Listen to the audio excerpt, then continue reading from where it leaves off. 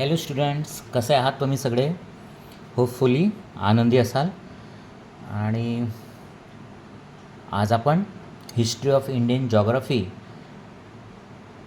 हा जो second chapter आहे तुमच्या स्टँडर्ड 6चा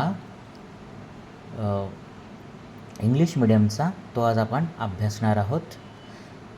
आणि यामध्ये ज्या आपल्या भारतीय भूगोल म्हणजे आपल्या जुन्या लोकांनी कशा रीतीनं आपल्या याच्यामध्ये शोध लावलेले होते किंवा त्यांचं रिसर्च कसं होतं, त्यांचा अभ्यास कसा होता, याचा अभ्यास आपण त्याच्यात करणार आहोत. ठीक आहे.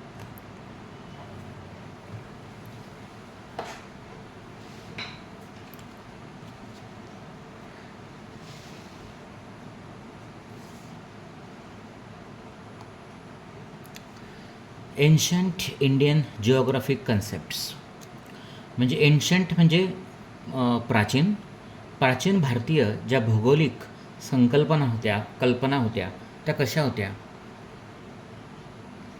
याचा आता हे मेन त्याच्याचं एक हेडिंग आहे, एक कॉन्सेप्ट आहे, ते आपण बघूया.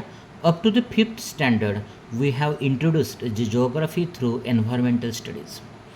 आता 5व्या स्टँडर्डपर्यंत आपण जॉग्राफीचा अभ्यास एन्व्हायरमेंटल सायन्सच्या माध्यमातून केला.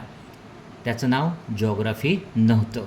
आता ह्यावेळेस मात्र 6वीपासनं तुम्हाला ती कॉन्सेप्ट जी आहे ॲज अ जॉग्राफी विषय म्हणून आपल्याला दिली आहे. In this lesson we will acquire information about concepts of ancient Indian geography. आणि ह्या चॅप्टरमध्ये, ह्या पाठामध्ये ते म्हणत आहेत की आपण ज्या भारतीय कॉन्सेप्ट्स आहेत जॉग्रफीच्या त्याचा अभ्यास करणार आहोत. Indian geographic knowledge has a ancient long and glorious history. तो म्हणतो आहे की आपल्या भारतामध्ये ह्या ज्या जिओग्राफिक नॉलेज होतं, भौगोलिक ज्ञान होतं, हे खूप आपण म्हणतो दैदिप्यमान होतं, कारण खूप ते विकसित झालेलं होतं. Many geographic concepts have develop from the ancient Indian culture. आणि ह्या ज्या जिओग्राफिक कन्सेप्ट्स होत्या किंवा आपण जॉग्राफीला भूगोल म्हणतो, या भौगोलिक ज्या कल्पना होत्या ह्या कशापासून आल्या होत्या, तर आपल्या प्राचीन भारतीय संस्कृतीतून त्या आलेल्या होत्या. The geographic concepts are mention in the ancient scriptures, philosophy, Puranas, Vedas and Upanishads in India. आता ह्या ज्या जॉग्राफिक कॉन्सेप्ट्स होत्या ह्या कशात मेन्शन झाल्या आहेत किंवा त्यांचा उल्लेख आलेला आहे, तर एन्शंट स्क्रिप्चर्स. स्क्रिप्चर म्हणजे एक प्रकारच्या धार्मिक आपण म्हणूया धार्मिक पुस्तकं. एन्शंट प्राचीन जे पुस्तकं होते तिच्यामध्ये फिलॉसॉफी म्हणजे तत्त्वज्ञानामध्ये, पुराण आपल्याला माहिती आहे, वेद, अथर्ववेद, सामवेद, यजुर्वेद हे जे वेद आहेत, आणि उपनिषद यांच्यामध्ये ह्या ज्या सगळ्या कल्पना आलेल्या होत्या किंवा त्यांचा उल्लेख झालेला होता. Besides religious scriptures in Jainism and Buddhism and the records by the foreign travellers who visited India. आणि त्याचप्रमाणे यांचा आपल्याला कुठं अभ्यास करायला मिळतो, तर जे पुराण काळातले जैन आणि बुद्धिस्ट स्क्रिप्चर्स होते, जे धार्मिक ग्रंथ होते, यांच्यामध्येही आपल्याला ते पाहायला मिळतं. त्याचप्रमाणे जे फॉरेनचे लोक आपल्या भारतामध्ये भेट द्यायला आले होते, जसं चीनवरनं किंवा इटलीवरनं, तर त्यांच्या रेकॉर्डमध्ये सुद्धा हे आपल्याला पाहायला मिळतं. म्हणजे थोडक्यात काय, तर आपली जी भारतीय जुने लोक होते, आपले जे पूर्वज होते, हे यांचासुद्धा याच्यामध्ये खूप सारा आपण म्हणूया सिंहाचा वाटा होता या कॉन्सेप्ट्स तयार करण्यामध्ये किंवा शोधण्यामध्ये. आता बघा, do you know this? The term bhugol is mention in the Indian scriptures. Surya Siddhanta नावाचं एक जुनं आपलं पुस्तक आहे. ह्या पुस्तकामध्ये भूगोल ही टर्म आलेली आहे बघा. जॉग्राफीला आपण मराठी किंवा हिंदीमधनं भूगोल म्हणतो किंवा आपण संस्कृतमधनं सुद्धा भूगोल म्हणतो. Many Indian thinkers such as Varahamihira, Kautilya, Kalidasa, Aryabhatta, Vijayanandi, Brahmagupta, Utpala, Bhaskaracharya have contributed to the development of various branches of knowledge like astrology, mathematics, geography and cartography. तर हिच्यामध्ये हे जे बरेच लोक होते, जसे यांची नावं दिलेले आहेत बघा. कौटिल्य, वराहमिहीर, कालिदास हे नाटककार पण होते, फिलॉसॉफर्स पण होते.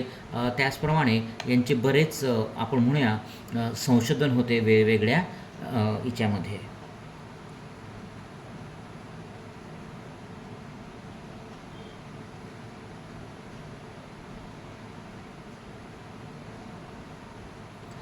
तर ह्या लोकांनी त्यांच्या वेगवेगळ्या रिसर्चमध्ये, संशोधनामध्ये याचा कॉन्सेप्ट मांडलेले आहेत भूगोलच्या. आता त्याचप्रमाणे वेगवेगळ्या ब्रँचेस, आता ह्या लोकांनी जे काम केलं ते कशात केलं? ॲस्ट्रॉलॉजीमध्ये केलं. ॲस्ट्रॉलॉजी म्हणजे आपलं ज्योतिषशास्त्रात केलं, मॅथमॅटिक्समध्ये केलं, जिओग्राफीत केलं आणि कार्टोग्राफी. आता कार्टोग्राफी म्हणजे काय? तर एक प्रोसेस किंवा आपण म्हणूया कला, एक आर्ट, तिच्यामध्ये आपण चित्र काढण्याला शिकतो, त्याला कार्टोग्राफी आपण म्हणतो. तर हे वेगवेगळ्या याच्यात ह्या लोकांची कामं होते बघा. कौटिल्याचं, कालिदासाचं, आर्यभट्टचं, भास्कराचार्यांचं, हे सगळे वेगवेगळ्या याच्यात त्यांनी काम केलं आणि तिच्यामध्ये जॉग्राफीच्या कॉन्सेप्ट्स त्यांनी आपल्याला दिलेल्या आहेत. Ancient thinkers put forth many geographic concepts. Some of these important concepts are given below. आणि ह्याच्या जुन्या लोकांनी आपल्याला ज्या काही कॉन्सेप्ट दिल्या आहेत किंवा ज्या गोष्टी आपल्याला भूगोलाच्या सांगितल्या आहेत त्या कशा आहेत तर बघूया.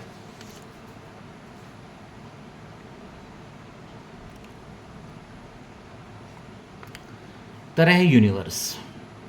आता याच्यामध्ये त्यांनी एन्शंट इंडियन जिओग्राफिक कन्सेप्ट्स ह्या आकृतीमध्ये किंवा याच्यात दिलेलं आहे बघा. Bharatvarsh,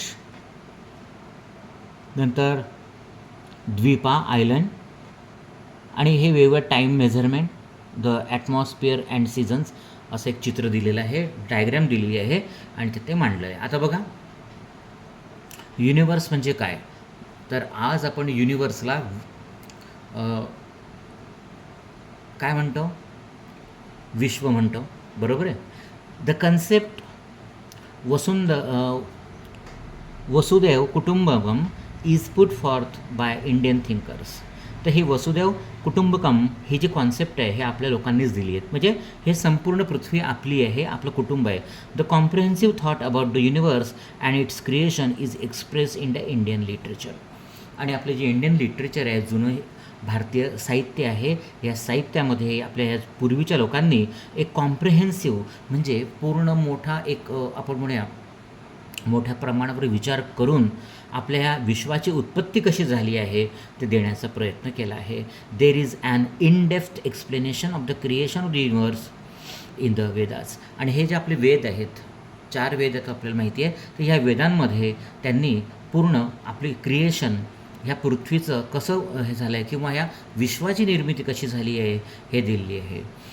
gases, space, the sun, the moon and other planets are formed in the process of the creation of the universe. आणि हे विश्वाची निर्मिती होताच त्यामध्ये काय निर्माण झालं तर गॅसेस, वेगवेगळ्या प्रकारचे वायू, जसं ऑक्सिजन, नायट्रोजन, हायड्रोजन, हे गॅसेस. स्पेस आपल्याला माहिती आहे, पृथ्वीच्या वरती आपले अंतराळ म्हणतो आपण त्याला स्पेस. द सन, सूर्य, मून अँड अदर प्लॅनेट्स जे आहेत ते सुद्धा निर्माण झाले. In the Vedas the earth is mention at Prithvi or धरणी. तर वेदाजमध्ये आपण अर्थला काय म्हणतो? पृथ्वी म्हणतो किंवा धरणी म्हणतो. In modern science, according to the Big Bang theory, the earth is created from the explosion of small body of infinite density and then is spread at a very high speed. तर आता modern science आपल्याला काय सांगतं? जे European आहे किंवा American आहे किंवा आता जे ॲडव्हान्स आपण म्हणूया जे सायन्स आहे ते काय सांगतं की बिग बँग थिअरी आहे. बिग बँग थिअरी नावाची एक कॉन्सेप्ट आहे बघा, की ज्या कॉन्सेप्टमधनं आपली अर्थ कशी निर्माण झाली त्याचं वर्णन दिलेलं आहे. तर ते कसं झालं तर अर्थ इज क्रिएटेड, ती कशी निर्माण झाली तर एक्सप्लोजन म्हणजे मोठा महाविस्फोट झाला. आणि त्या कशाचा विस्फोट झाला तर small body of infinite density, अतिशय घनता असलेलं, डेन्सिटी म्हणजे घनता, जड असे मोठं वस्तू होती, बॉडी होती आणि त्याचा स्फोट झाला. आणि त्या स्फोटामध्ये त्या बॉडीचे त्या पदार्थाचे वेगवेगळे भाग झाले आणि ते अत्यंत त्वरेनं किंवा हाय स्पीडवरती वेगवेगळे झाले आणि तुमच्या पृथ्वीचं निर्माण झालं, अशी ही बिग बँग थिअरी आपल्याला सांगते. In the Puranas the universe is called Bhayantar, and there is a information on Saptamahadvipa and Saptasagar. आता ह्या पुराणांमध्ये ह्या युनिवर्सला आपण भयांतर आणि त्याला त्याचप्रमाणे सप्तद्वीप आणि सप्तसागर म्हणजे 7 समुद्र आणि सप्तद्वीप म्हणजे द्वीप म्हणजे एक प्रकारचा आपण खंड म्हणूया, खंड म्हणजे कॉन्टिनेंट म्हणूया, 7 आहेत असं आपले पूर्वीचे पुराण आपल्याला सांगतं. आजही आपण विचार केला तर तसंच आपण सांगू शकतो. जसे आशिया, आफ्रिका, युरोप, अमेरिका, ऑस्ट्रेलिया, नंतर अटलांटिका, हे वेगवेगळे आपले काय आहेत, खंड आहेत किंवा कॉन्टिनेंट्स आहेत. तर हे आपल्या पुराणांनी आपल्याला सांगितले आहेत. In the Upanishads it is mention that the earth evolve from water. आणि उपनिषदामध्ये अजून एक सांगितलं आहे की आपलं जे अर्थ आहे हे वॉटरपासून निर्मिती झाली आहे त्याची.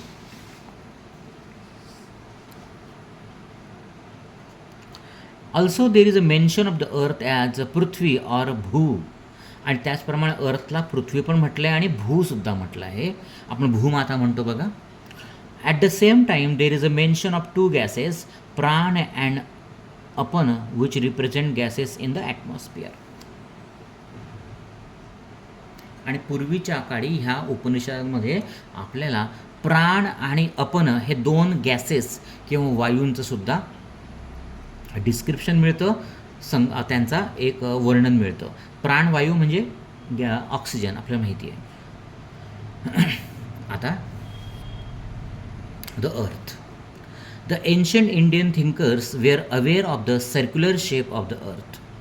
आपले जे पूर्वीचे जे आपले तत्त्वज्ञानी लोक होते त्यांना माहिती होतं की अर्थचा शेप कसा आहे, तर हा गोलाकार आहे, सर्क्युलर आहे. In the 6th century BC it was mentioned that the diameter of the earth could be 13,000 kilometre.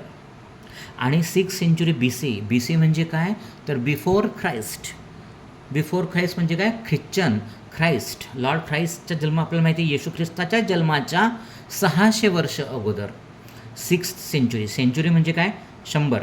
6th century म्हणजे 600, 600 वर्षांपूर्वी हे मेन्शन केलं गेलं होतं की आपल्या पृथ्वीची डायमीटर म्हणजे व्यास हा किती आहे, तर जनरली तो 13,000 किलोमीटर आहे.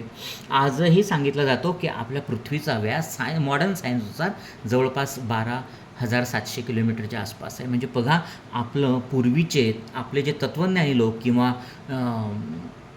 आपण शास्त्रज्ञ म्हणूया त्यांना, तर त्यांचे किती ते हुशार होते किंवा त्यांचा अभ्यास हा किती तंतोतंत होता.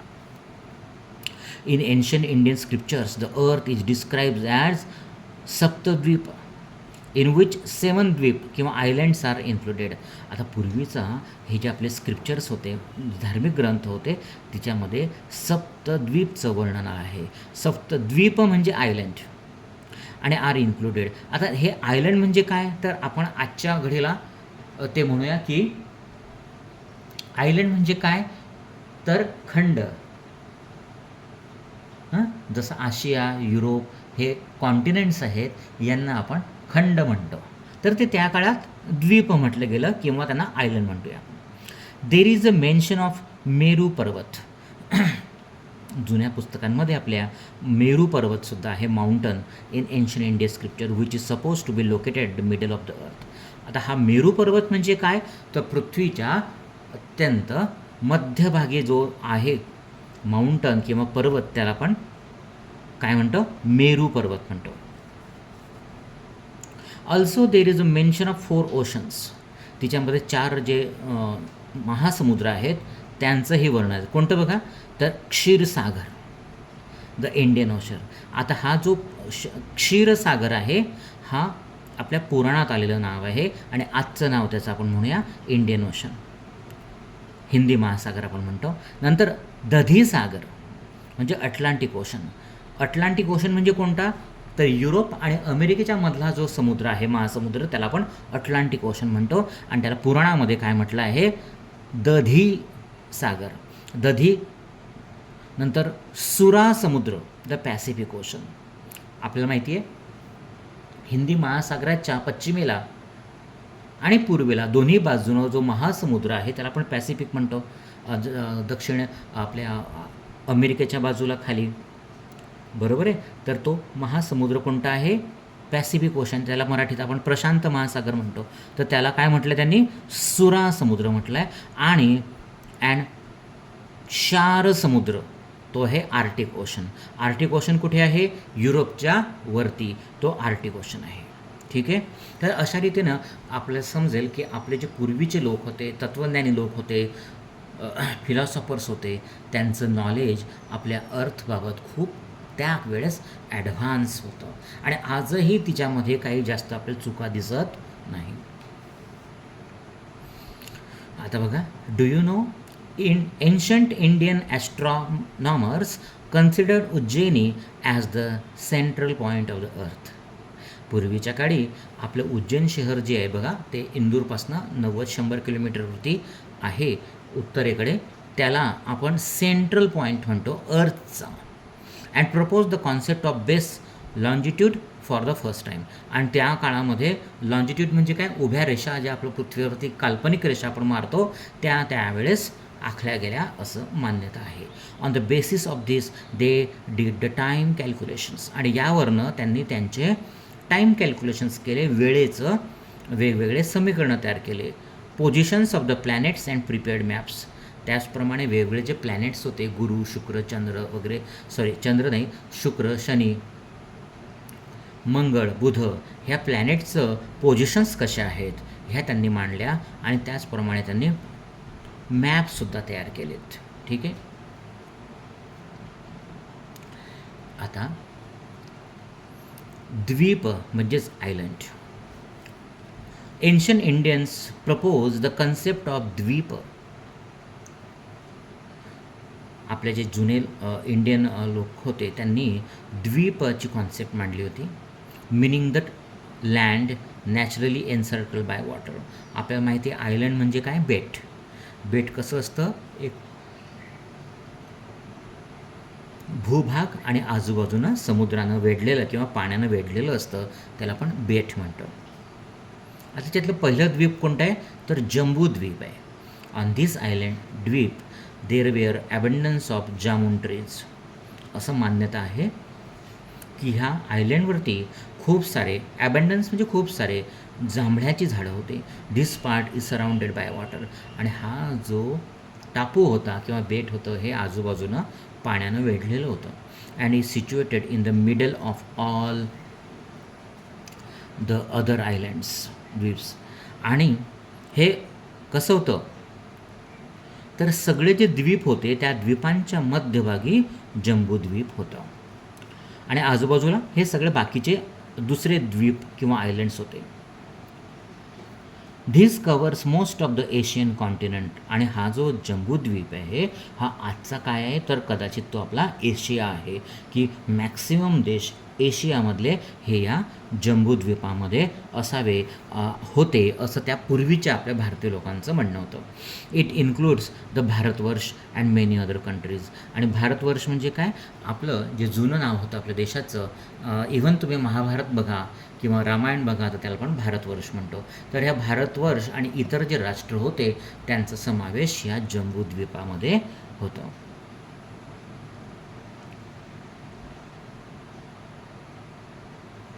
आता याच्याबद्दल बघा, the land to the north of the ocean and to the south of the Himalayas is known as Bharat.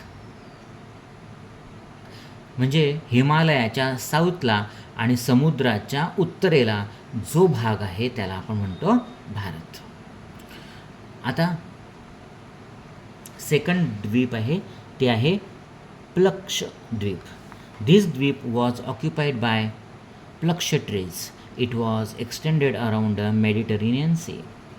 आता हा प्लक्षद्वीप काय आहे तर हा आहे आपलं मेडिटेरियन सी म्हणजे भूमध्य सागर जो आहे.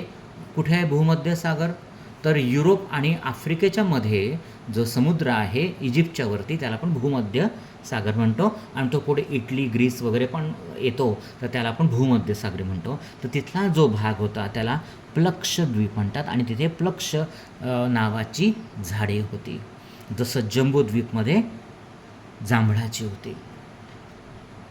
आता पुढे बघा शाल्मली द्वीप. तर हे श्वाल्मली द्वीप काय तर the part occupied by silk cotton trees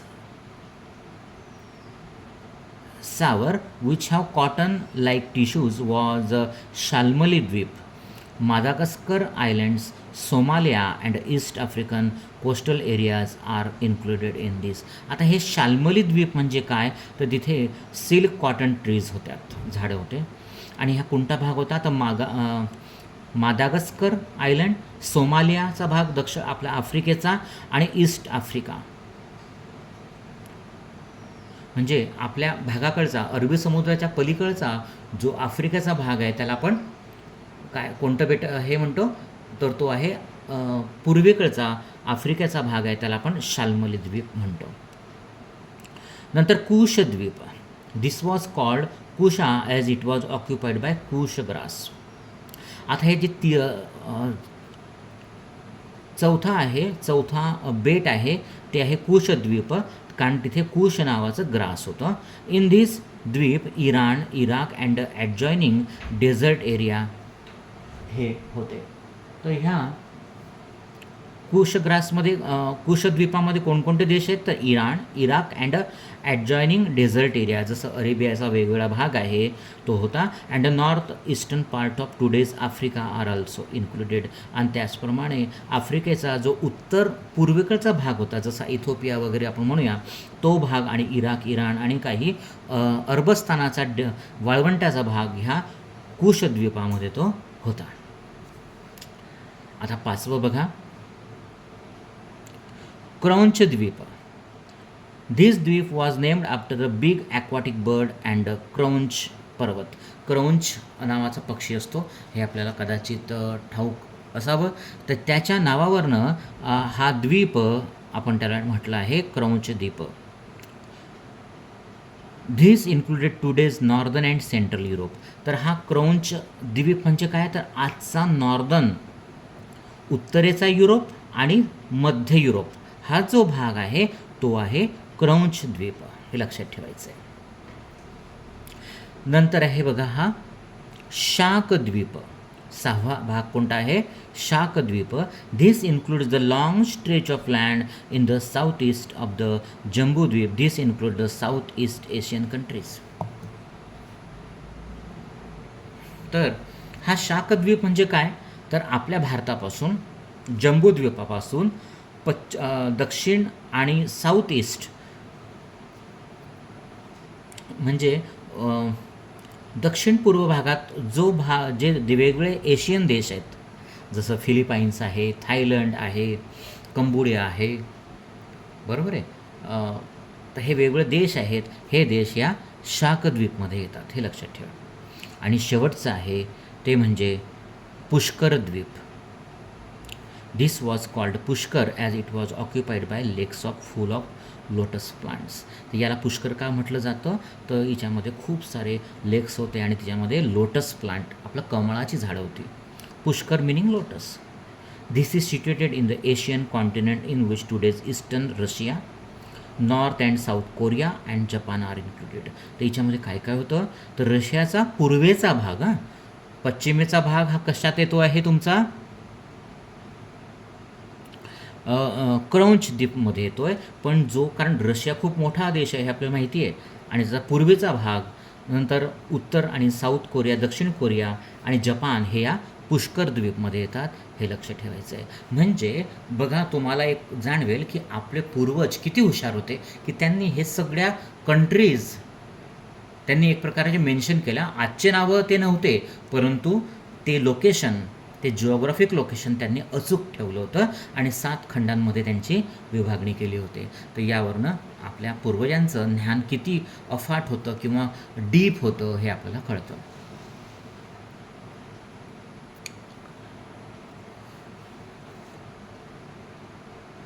आता बघा ह्या नकाशामध्ये हे द्वीप दिलेत बघा.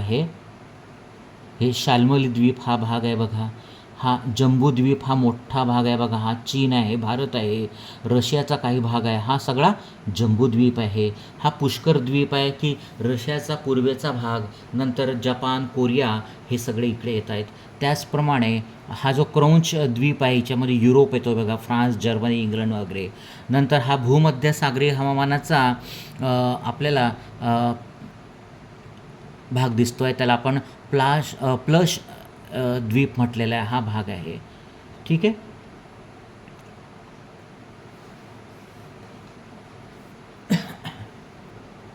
तर आता इक्लिप्स ग्रहण याचा अभ्यास पण आपल्या जुन्या लोकांनी केला होता, तो आपण बघूया. At the time of the lunar eclipse the shadow of the earth is cast on the moon. आपल्याला माहिती आहे लुनार हा शब्द चंद्रापासून, मूनपासून. लुनार म्हणजे मून, चंद्र, लक्षात ठेवा. तर चंद्रग्रहणाच्या वेळेस आपल्या पृथ्वीची सावली जी असते, शॅडो जी असते, ती मूनवरती पडते, चंद्रावरती पडते. त्याला म्हणायचं लुनार इक्लिप्स. हे लक्षात ठेवा. आत्ताच महत्त्वाचं आहे की हे कॉन्सेप्ट तुम्ही ठेवा, कारण पुढे जाऊन लुनार इक्लिप्स, सोलर इक्लिप्स हे वेगळे इक्लिप्स येतात, त्यांचे वेगळे प्रकार येतात. पण ह्यावेळेस लक्षात ठेवा की लुनार इक्लिप्स म्हणजे काय, की जेव्हा पृथ्वीची सावली ही चंद्रावरती पडते त्याला म्हणायचं lunar Eclipse. Which is circular in shape. आता आपल्याला माहिती आहे की आपल्या पृथ्वीचा शेप कसा आहे, हा गोलाकार आहे, बरोबर आहे. तर ती सावली पण कशी पडते, गोलाकार पडते त्या चंद्रावरती. Considering this the ancient Indians knew that the earth is circular in shape. आता हा जो लुनार इक्लिप्स होतं आणि त्याचा जो शेप होता तो गोलाकार त्याची सावली पडत होती, यावरनं आपल्या जुन्या लोकांनी सांगितलं की कदाचित आपल्या अर्थची शेप कसा आहे, हा सर्क्युलर आहे, गोल आहे. In this period, the terms such as ग्रहण, स्पर्श, स्टार्ट ऑफ इक्लिप्स, खग्रास म्हणजे टोटल इक्लिप्स, खग्र म्हणजे टोटल इक्लिप्स, पूर्णतः जे ग्रहण असतं त्याला आपण खग्र म्हणतो. नंतर आहे खंडग्रास. खंडग्रास म्हणजे काय, पार्शल इक्लिप्स, अपूर्ण ग्रहणाला आपण खंडग्रास म्हणतो. खंड म्हणजे भाग, छोटा भाग, खंडग्रास, खग्रास आणि मोक्ष, एंड ऑफ द इक्लिप्स. म्हणजे 4 भाग केले त्यांनी बघा. कोणकोणते, तर ग्रहण स्पर्श. स्पर्श म्हणजेच आपण एखाद्या गोष्टीला स्पर्श करतो म्हणजे सुरुवात करतो, तर ती स्टार्ट ऑफ इक्लिप्स आहे. पूर्ण तर खग्रास, आणि कमी होत आलं म्हणजे तो खंडग्रास, आणि शेवटचं मोक्ष म्हणजे मोकळीक मिळणं, याला आपण म्हटलं आहे end of the eclipse were establish. ठीक आहे. आता हे इक्लिप्स झालं. आता पुढे डिरेक्शन अँड टाईम, दिशा आणि वेळ याच्याबाबतही त्यांचं रिसर्च होतं, तर ते आपण आता बघूया.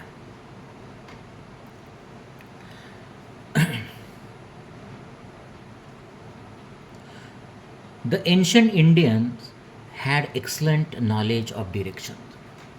आपल्या पूर्वजांना उत्कृष्ट असं नॉलेज होतं. कशाचं, तर दिशांचं आणि टायमाचं.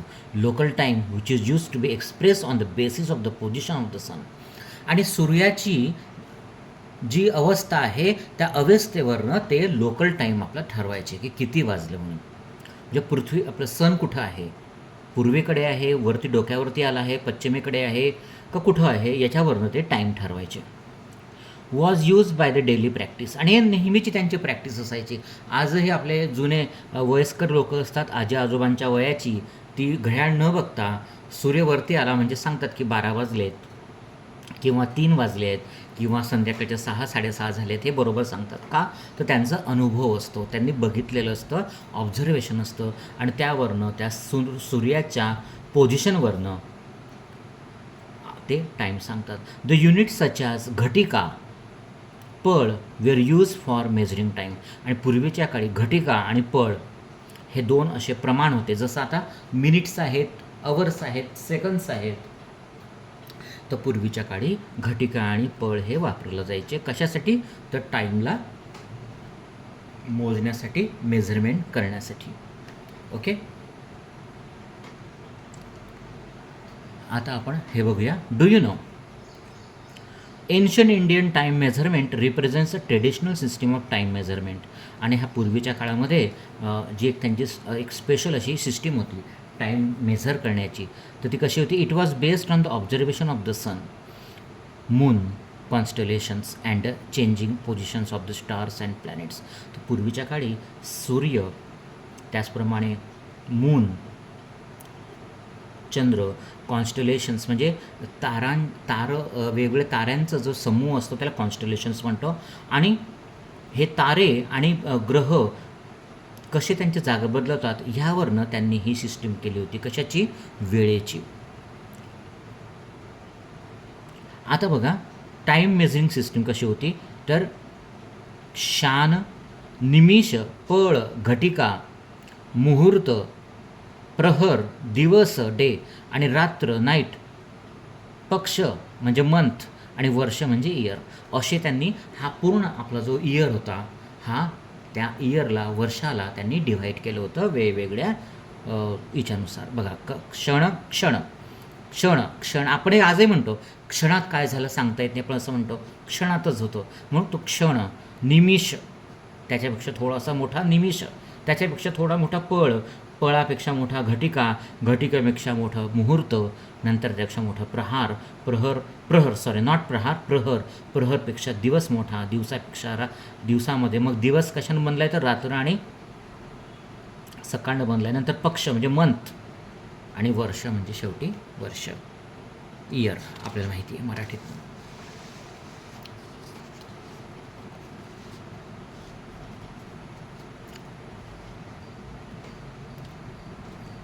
The Indians had developed the technique of accurately calculating the local time on the basis of positions of the sun and the moon in the sky. आणि हे सूर्य आणि चंद्र यांची पोझिशन काय आहे सूर्य आपल्या आकाशामध्ये, अंतराळामध्ये, आणि त्यावरनं त्यांनी आपलं लोकल टाईम, स्थानिक वेळेची रचना केली. They could accurately predict the timings of the इक्लिप्सेस. आणि यावरनं ते हे जे ग्रहण व्हायचे, चंद्रग्रहण, सूर्यग्रहण, यांचं टायमिंग किती वेळ होणार आहे, कधी होणार आहे, हे सुद्धा ॲक्युरेटली ते आपल्याला सांगायचे. In ancient time solar clocks were installed at various places. पूर्वीच्या काळी अनेक ठिकाणी हे जे सूर्याचे क्लॉक्स म्हणजे सूर्याला मध्यभागी ठेवून, म्हणजे सूर्याची कॉन्सेप्ट वापरून जे घड्याळं तयार केले होते ते ठेवले होते. कुठे? तर कोणार्क सन टेम्पल तुम्हाला माहिती आहे. सो कोणार्क कुठे आहे तर पुरीला आहे, कोणार्क मंदिर आहे.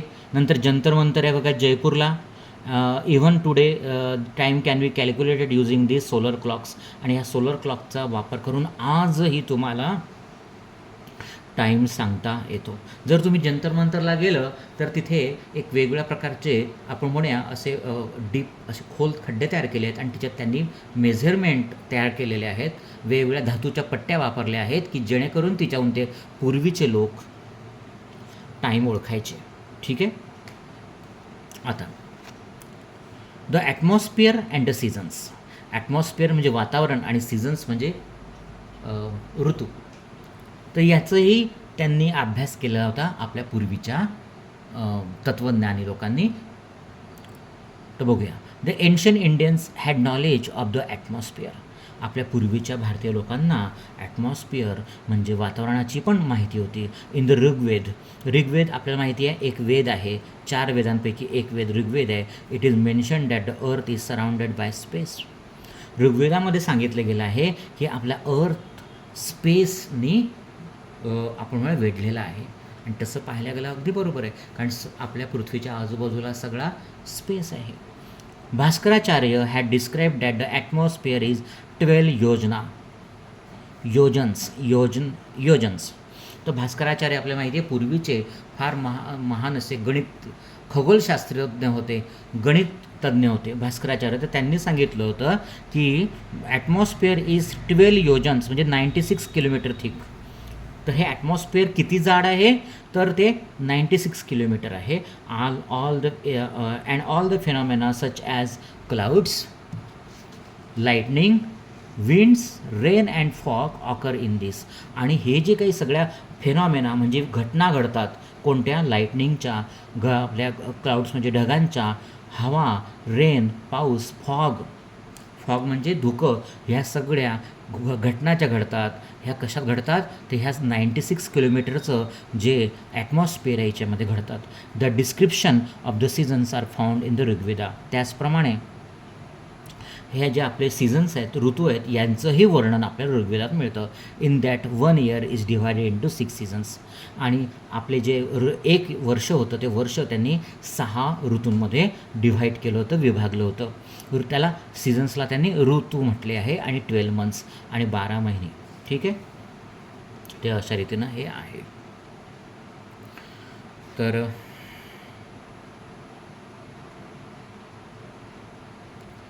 ह्या पूर्ण चॅप्टरचा आपण अभ्यास केलेला आहे. यानंतर आपण पुढच्या व्हिडिओमध्ये यांचे क्वेश्चन ॲन्सर्स आणि त्याचप्रमाणे नेक्स्ट जो चॅप्टर आहे त्याचाही अभ्यास आपण करूया. तोपर्यंत इथे आपण थांबूया. थँक्यू. व्हिडिओला लाईक करा, त्याचप्रमाणे मित्रांबरोबर शेअरसुद्धा करा. थँक्यू.